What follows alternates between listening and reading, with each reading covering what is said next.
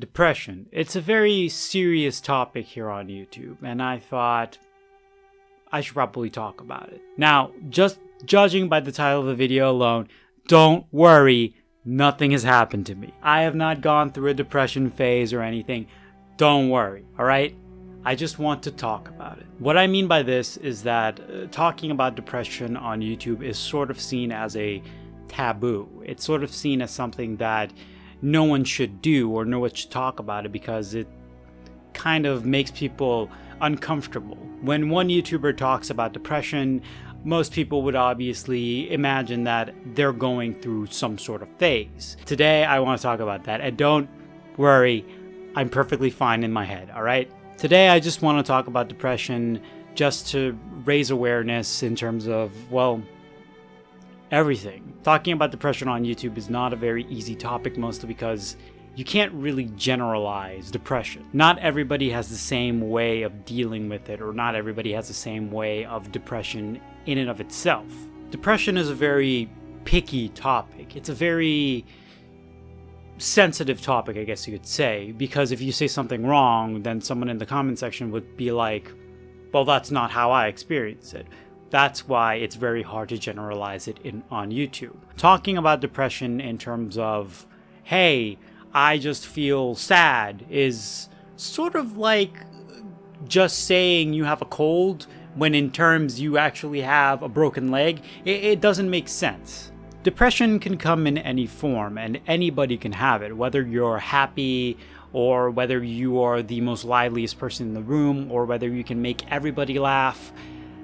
It comes in all forms. And I'm pretty sure I'm going to point to one of the most devastating forms of depression, or one of the most devastating persons or people to have suffered from depression when they can literally make everyone laugh in the room. That would be Robin Williams. Want a linguistic adventure? Go drinking with a Scotsman. Because you can't fucking understand them before. You land in Scotland and they're going, dude, okay, maybe feel right? Oh yeah, right, yeah. Robin Williams is one of my heroes. I have watched pretty much all of his films and I love the man and the way he acts and just the way his comedy is just, it's mind-blowing. I can't even describe it. Sure, oh fuck sure, right? Man, you never got my backside there, tweak your ass on the floor of it, came here. Sure, oh sure you dumb fucking bastard. You realize that, eh? The way Robin Williams does his comedy is the way Frank Sinatra sings. It's so appealing that everybody can just listen to the music and be like, that's good. Aside from Robin Williams, we also have Jim Carrey, who is one of my favorite actors. You get a nice, real, intense close-up here. Yeah. Okay? David Caruso style.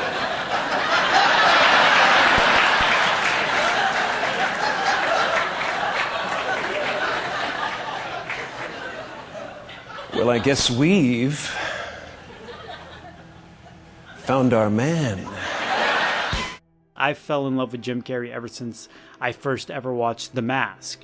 Ever since I watched him in The Mask and I saw how quirky he was and how much his acting is just all over the place, I fell in love with him. From Ace Ventura to now the most recent Sonic film, which I'm very excited to see.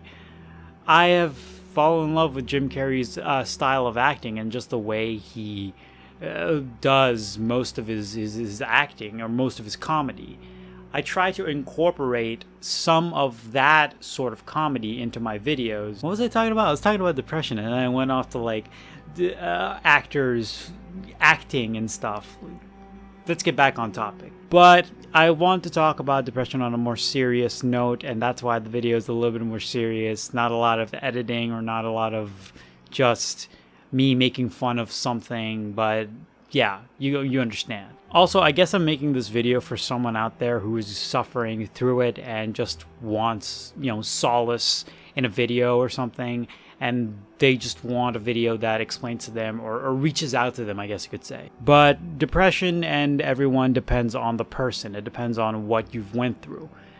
I first started picking up that I had depression when I was getting bullied in school. I started realizing that a lot of the things that I used to do didn't really mean a whole lot to me. So for example, stuff that I like to do, like playing video games or watching anime or reading books, those things didn't really appeal to me at a certain age. And it was weird because the other day I was loving playing Pokemon Blue on my Game Boy, and now I absolutely hate it. And then that's when I realized something's not right. I guess you could chalk it up with bullying in school. I was bullied during the entirety of, let's say, from when I was 7 to about 14. I really had some really terrible bullies, and ever since I was 14, I stopped crying, and then the bullying went away, and I guess you could say that was the last time I cried. Oh man, I'm talking about crying.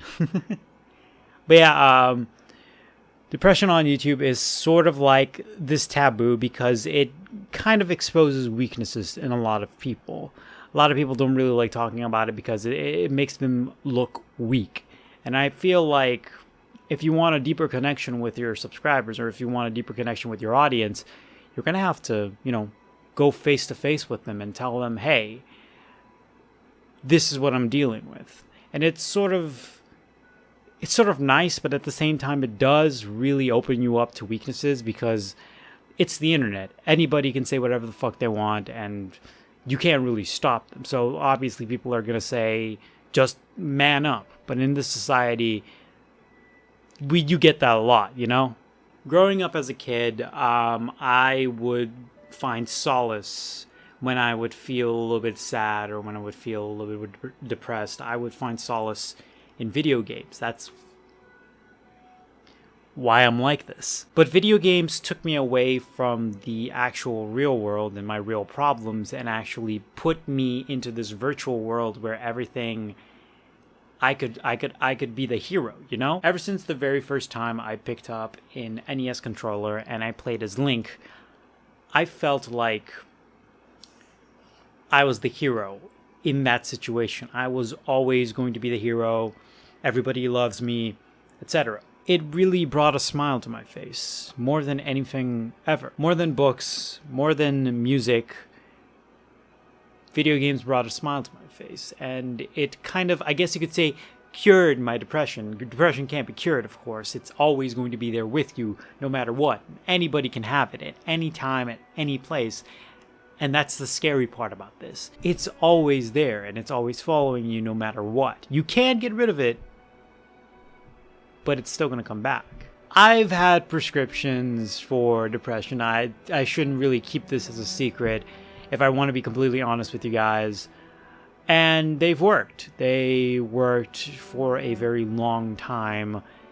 And then I stopped taking them and I felt completely normal. But at times at night, you start to get these feelings. You start to get these emotions that, did I fuck up today?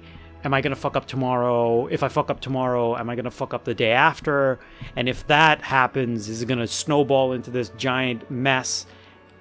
And that's when anxiety and depression hits you the worst. It's when you're at night in your bed and you just don't expect it. And all of a sudden you're just thinking about these things, and it is one of the worst feelings in the world. But ever since I saw solace in video games, I've kind of surrounded myself with them because they bring me joy. Every time I would beat my high score, or every time I would, I don't know, every time I would fight online and get like a victory in a game, it brought me solace. For those of you modern kids, every time I would play Apex Legends and I would get the Battle Royale victory, it makes me smile a little bit inside. Not just because I won the game, but because I did that. I had complete control over that. With depression, you don't really have complete control over it. It's kind of the other way around, and that's what is the most scariest feeling in the world, is that when you don't have control over everything. As human beings, we don't really have control over a lot of things, and depression is one of them. We don't have control over any of it. And That's why we're afraid of it. That's why we're afraid of talking about it. But I wanted to make this video to demonstrate to you guys that I'm not really that afraid of talking about it. And I just want to hear from you guys how you guys cope with being sad most of the time. If, let's say, you failed a test at school and you feel very sad because that was a very important test, how do you cope with that? What do you do? Do you play a game? Do you watch a movie? Do you watch your favorite movie? Do you read your favorite book? Do you play your favorite instrument? How do you do it? I really want to learn more about you guys in the comment section down below, and I want to read everybody's different way of coping with anxiety or depression, and I really want to learn about you guys. A lot of big YouTubers don't really like talking about this, so I thought, hey, now that I'm under 1,000, I might as well talk about it in case I forget in the future, because it's inevitable, right? I'm going to probably forget about this whole video in the future, forget I even uploaded it.